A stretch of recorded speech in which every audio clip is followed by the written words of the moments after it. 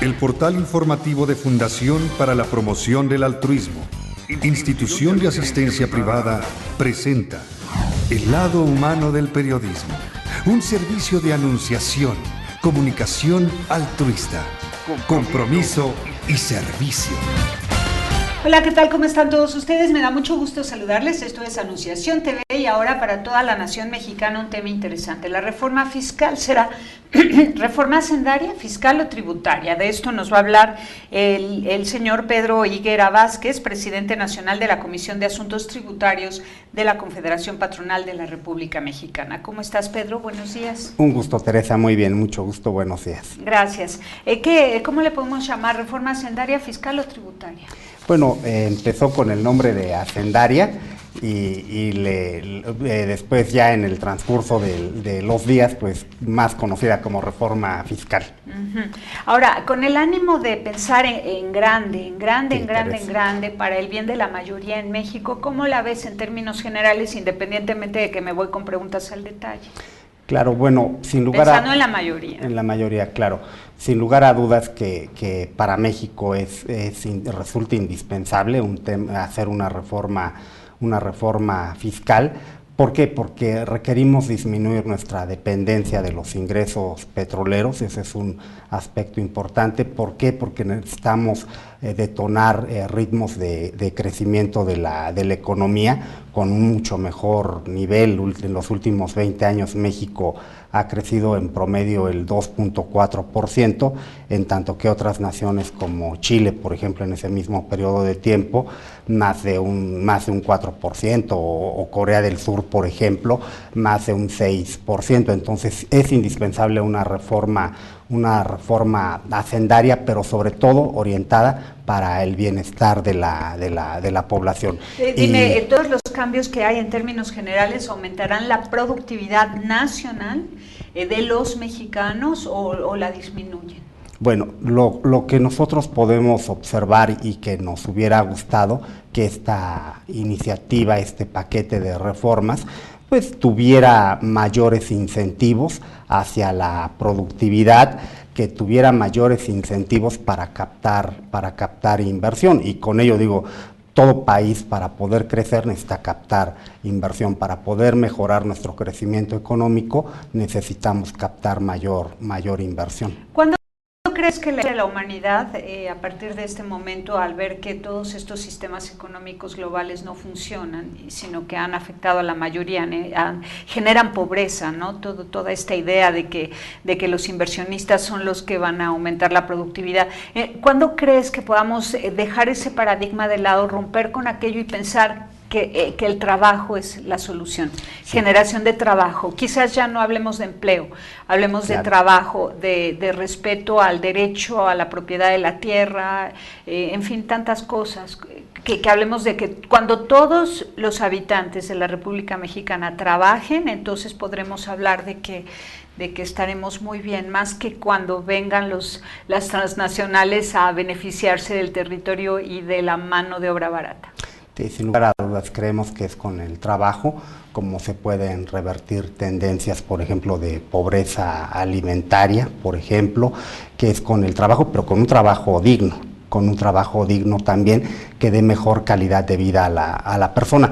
Y por citar un ejemplo, a nivel mundial se está reduciendo la pobreza. Se está reduciendo a nivel mundial los índices de pobreza, pero principalmente esa reducción de índices de pobreza, ¿por qué se están dando? Bueno, pues por países como China, por ejemplo, o como por ejemplo la India, donde podemos observar los ritmos de crecimiento económico que están teniendo esas naciones. Con base en la explotación laboral de sus habitantes. Bueno, ese es un tema que yo creo que es el más importante. Sí, pero bueno, en el tema de explotación laboral como tal, bueno, es un tema con el que como tal no podemos coincidir. Yo creo que todo trabajo tiene que ser digno.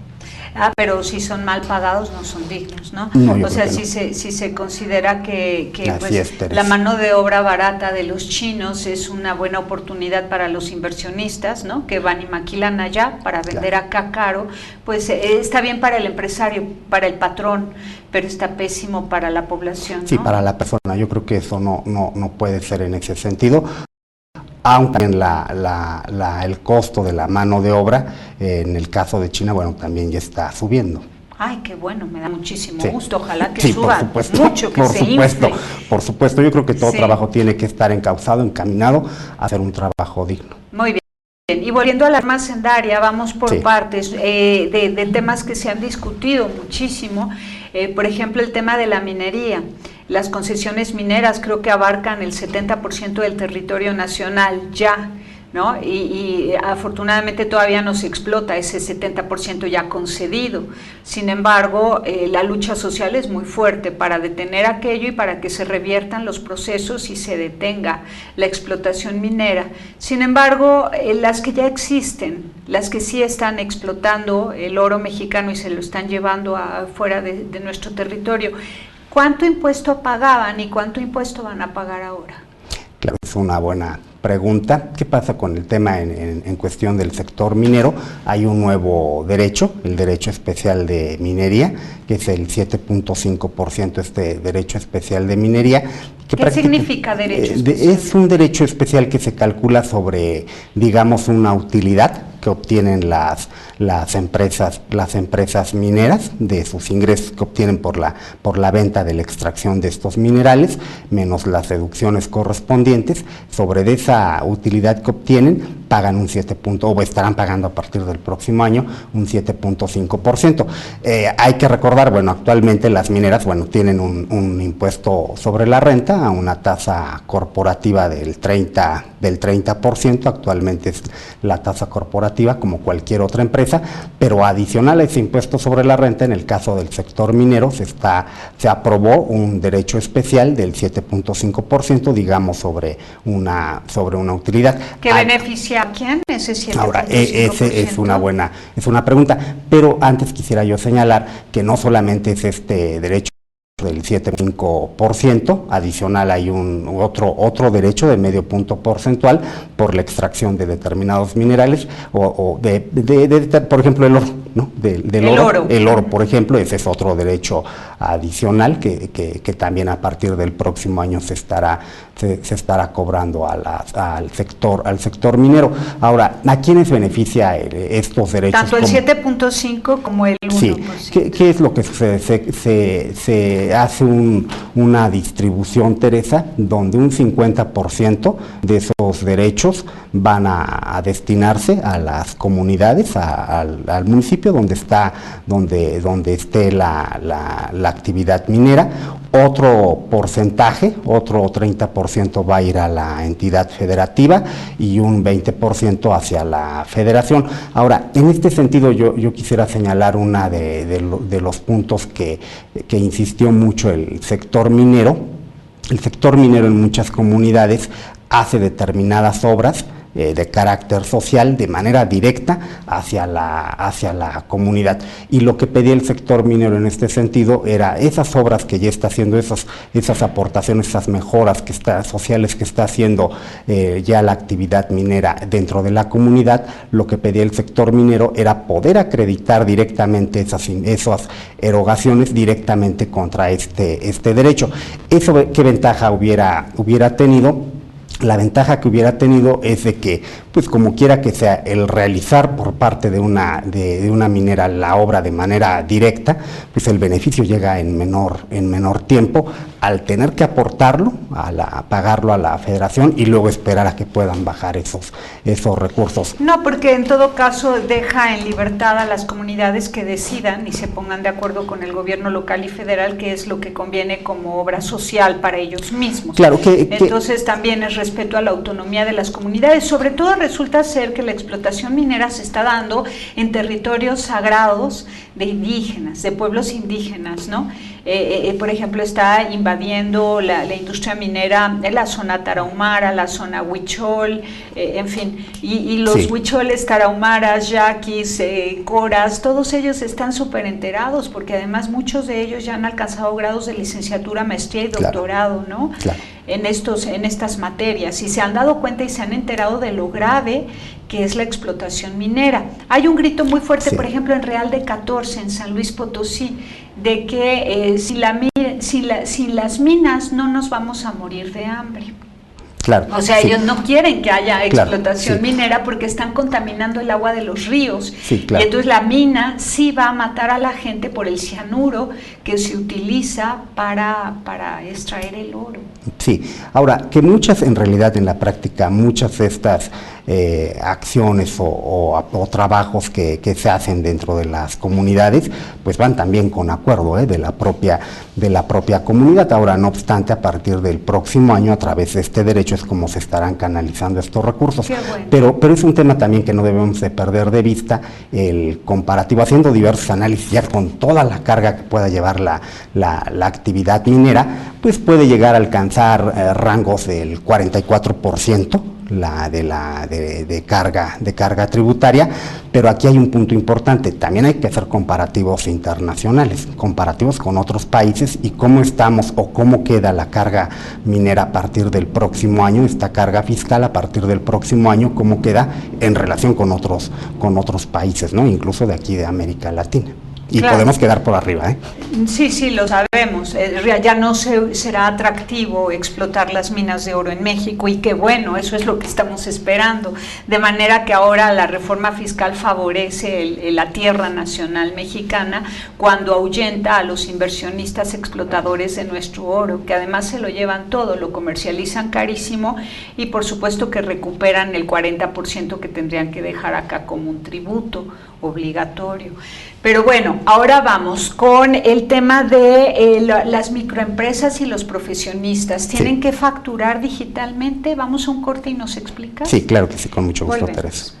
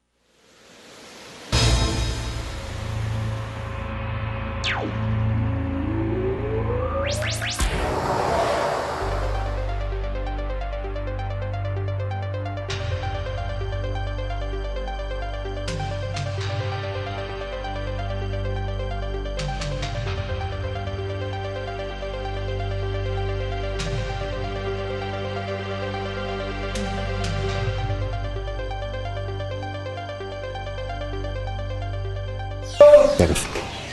Continuamos en Anunciación TV y ya hemos visto cómo la reforma tributaria, por llamarlo de esa manera más concreta y específica, sí ahuyenta a los inversionistas extranjeros que vienen y pues explotan la tierra mexicana sacando el oro y la plata y llevándoselo fuera de nuestra nación para venderlo carísimo en otros lugares, dejando acá apenas un 40%, que además por exportación seguramente se les devuelve mínimo un 14%. Por cierto, ¿cuánto se les devuelve al exportar nuestro oro?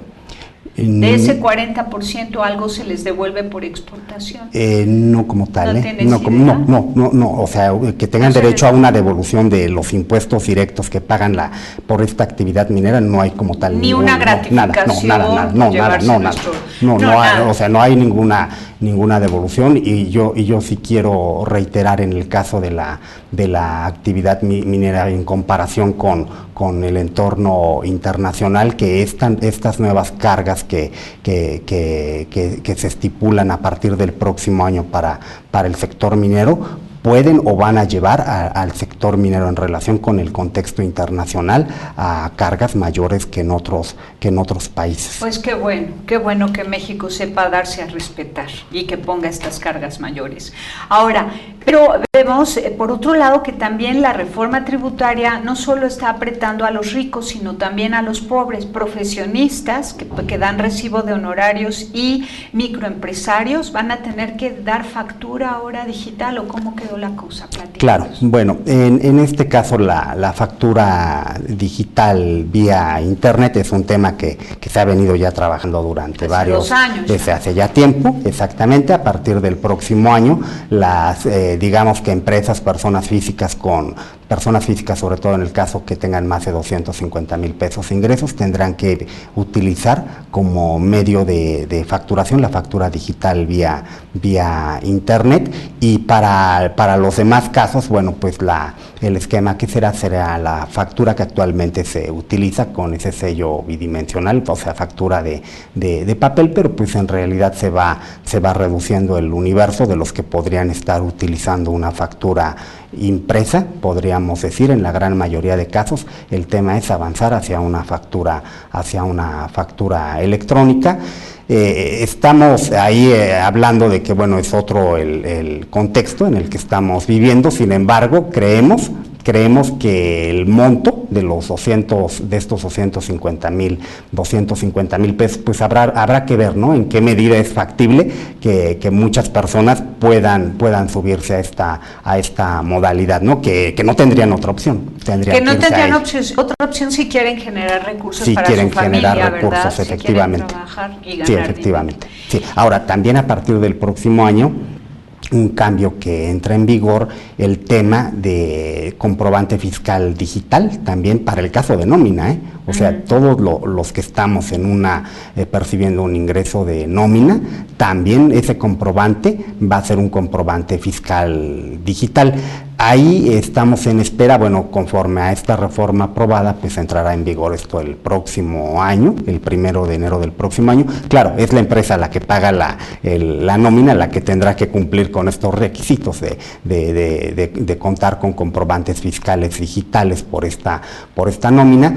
Sin embargo, creemos que, bueno, pues ya de aquí al 31 de diciembre, pues estamos aquí ya a la vuelta de unos días, y es muy poquito el tiempo como para poder implementar una medida en ese sentido, por lo que esperamos que sí se pueda, con el ánimo de poder hacer una mejor implementación y sobre todo de que dé oportunidad de hacerlo, se pueda dar una prórroga, efectivamente, Teresa. Muy bien. Ahora, respecto del sector altruista, que a eso está dedicado esencialmente este canal de televisión, la reforma fiscal no modifica la deducibilidad de impuestos por el 7% de ingresos en donativo, de utilidades dadas en donativo. Sí, yo creo que eso se queda igual. Se queda igual en el caso de empresas, el 7% de su utilidad fiscal del año anterior, y en el caso de personas físicas, igual el 7% de sus ingresos acumulables. Y yo sí quisiera destacar un cambio oportuno que se hizo en el proceso legislativo de la iniciativa. Originalmente lo que consideraba la iniciativa era en el sentido de acotar estas deducciones. ¿A qué me refiero? Dentro de una persona física que hace un donativo, pues lo toma como una deducción personal. En su declaración anual, la aportación de ese donativo se considera una deducción personal para su determinación del impuesto del ejercicio, del impuesto anual, y sin embargo, bueno, como se había planteado originalmente, que esos donativos entraran a una limitación de un máximo para la persona física que aportaba el donativo, de poder deducir máximo 94,400 y tantos pesos o el 10% de los ingresos. Eso hacía o podría haber provocado que pues en muchos de los casos pues disminuyera esta actividad de otorgar de donantes de sí, personas efectivamente, físicas, ¿no? de donantes personas físicas, efectivamente, Teresa, pero muy afortunadamente en el proceso legislativo, tanto en la Cámara de Diputados como también por parte del mismo Ejecutivo, hacen una rectificación de este tema, y los donativos continúan con su única limitante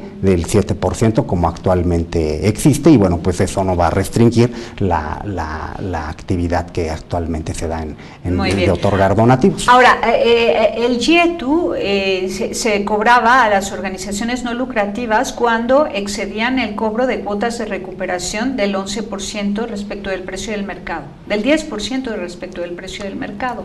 ¿Esto ha cambiado, desaparece el YETU? Efectivamente. ¿O se transforma en algo similar? No, afortunadamente el YETU a partir del 2014 desaparece por completo el YETU como tal, ¿no? En la gran mayoría de casos el YETU, en el caso de las donatarias, pues no afectaba, en la gran mayoría de casos, no quiero decir que en todo, pero afortunadamente a partir del próximo año el YETU desaparece. Pero entonces ya no importa cuánto cobren por cuota de recuperación, ya no hay ese límite de que solo pueden cobrar el 10% del valor del precio en el esto mercado. Es en el tema del YETU. Sin embargo, sí tenemos que respetar las acotaciones, las restricciones que tiene la propia ley del impuesto sobre la renta. El próximo año vamos a tener una nueva ley de impuesto sobre la renta. En el caso de donatarias son medidas similares. Por supuesto, sí hay restricciones incluso para las mismas donatarias en el tema de este 10% que mencionas. No, o sea que se queda igual. Sí, en el impuesto sobre la renta, por supuesto, sí, los mismos lineamientos, sí, considerando que en muchos de los casos, bueno, exclusivamente para el caso de donatarias, bueno, tienen la ventaja que hay cierto tipo de ingresos que puede obtener una donataria y que por ello no va a afectar en un pago de impuestos, o que no va a desvirtuar su objeto social. Me refiero, por ejemplo, puede percibir intereses. Puede ser eso también, puede ser, por ejemplo, en el arrendamiento, por ejemplo, de rentar exactamente, para vivir de eso, en fin, entre algunos otros casos muy específicos que afortunadamente y solamente ese beneficio lo tienen las donatarias. ¿Y amplían sus actividades con esta reforma fiscal, el derecho a tener más actividades diversas? Sí, yo creo que hay una mejor definición de lo que se debe de considerar dentro de todo este universo. Yo creo que se amplía. De hecho, en la ley de ingresos de este año, del 2013, bueno, ya se habían incorporado algunos conceptos, y yo creo que se hace una mejor definición de todo lo que puede ser considerado dentro de la actividad de donación. ¿Nos especificas? Sí, pues mira, hay varios, ¿no? En realidad todo, yo lo quisiera conceptualizar de manera general en el siguiente sentido: todo aquello que va enfocado a beneficio de sectores vulnerables, ese es un tema básico, ¿no? Ahora sí, por supuesto que uno tiene que ser muy cuidadoso en cada caso específico, y para eso cumplir con los lineamientos. Cuando uno pide una autorización al SAT para ser donataria autorizada, muchas de las veces, bueno, tiene uno que ser, en todos los casos tiene uno que ser muy cuidadoso en el sentido en que le dan a uno la autorización, el SAT, en ese sentido que me dan la autorización, en ese mismo sentido tengo que ejercer cumplir con esa autorización. Muy bien, y respecto de los holdings, ya no intentarán las empresas, como ya desaparecen los holdings, ya no van a poder hacer sus cuentas consolidadas. Sí, consolidadas. Sí. Entonces ya no van a tener este interés de crear una fundación para ir revolviendo su dinero y pasarlo por la misma maquinita entre ellos para beneficiar su mismo bolsillo, bla, bla, bla. O sea, ya no les va a convenir tener su fundación. que es con la que ellos podían reportar 0 utilidades. Bueno, aquí yo quisiera esa trampa ya no va a existir. Nosotros no lo vemos no lo ven como trampa, como una estrategia empresarial. Pero sí quisiera señalar. Lo ven como estrategia empresarial, vamos a tomarlo así. No, porque yo creo que sí tiene un fin social, también podemos constatarlo de diversas formas, pero yo sí quisiera señalar, una donataria, una fundación nunca se ha podido integrar a un régimen de consolidación como tal, nunca ha estado permitido como tal, y bueno, cualquier empresa, y no digo holdings, cualquier empresa que quiera tener una fundación para hacer, en tanto haga un bien social y cumpla con todos estos requisitos de sectores vulnerables, de atención a sectores vulnerables, por ejemplo, mientras sí tenga un bien social, cualquier empresa de cualquier tamaño puede muy bien abanderar una causa en ese sentido. Pero ya no va a existir la consolidación. Bueno, la consolidación es un tema completamente diferente. En el caso de la consolidación fiscal, efectivamente desaparece la consolidación fiscal, se dan reglas de salida para poder, para todas estas empresas que venían consolidando.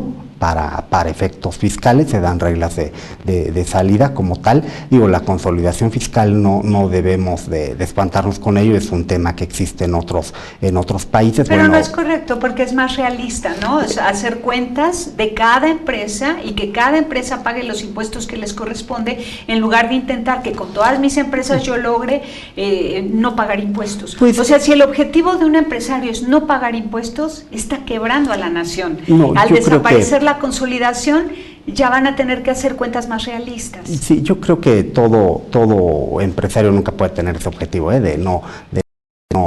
¿verdad? Ningún empresario debería tener ese objetivo. No, yo creo que nosotros no lo vemos en ese sentido. Desaparece la consolidación como tal, que daba la oportunidad de pagar impuestos a nivel unidad de empresa, de unidad de empresa como una sola empresa. Digo, esto es algo que existe en muchos otros países, pero bueno, ahora se están dando reglas de salida para el pago de estos impuestos y desincorporar, a terminar con el tema de consolidación fiscal, Teresa. Bueno, y los resultados los veremos al final del año 2014.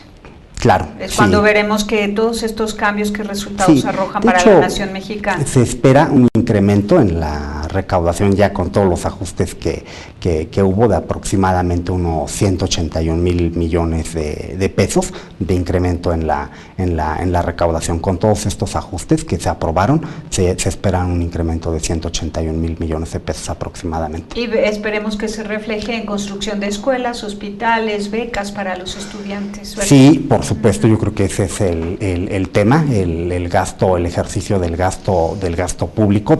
Ahora hay que vincularlo definitivamente a temas prioritarios para el país. Tenemos que disminuir lo que hablábamos en un principio, ¿no? Por ejemplo, temas de pobreza alimentaria. Laboral. Tenemos que hacer una mejora en la calidad de vida de las personas. Por supuesto que ese es un tema que a todos nos preocupa, ojalá y nos ocupa. Disminuyan los migrantes, ¿no? Y que disminuyan los migrantes agrícolas, sobre todo, que son los esclavos de este país. Te agradezco enormemente por haber estado con nosotros. Un gusto estar con ustedes, Teresa. Gracias. Muy bien. Pásela bien haciendo el bien. Hasta la próxima. Sí hay soluciones. Aquí, en el portal informativo de Fundación para la Promoción del Altruismo, Institución de Asistencia Privada. El lado humano del periodismo. Un servicio de anunciación, comunicación altruista. Participa en Facebook, Todo México Somos Hermanos, y síguenos en Twitter, @somos_hermanos.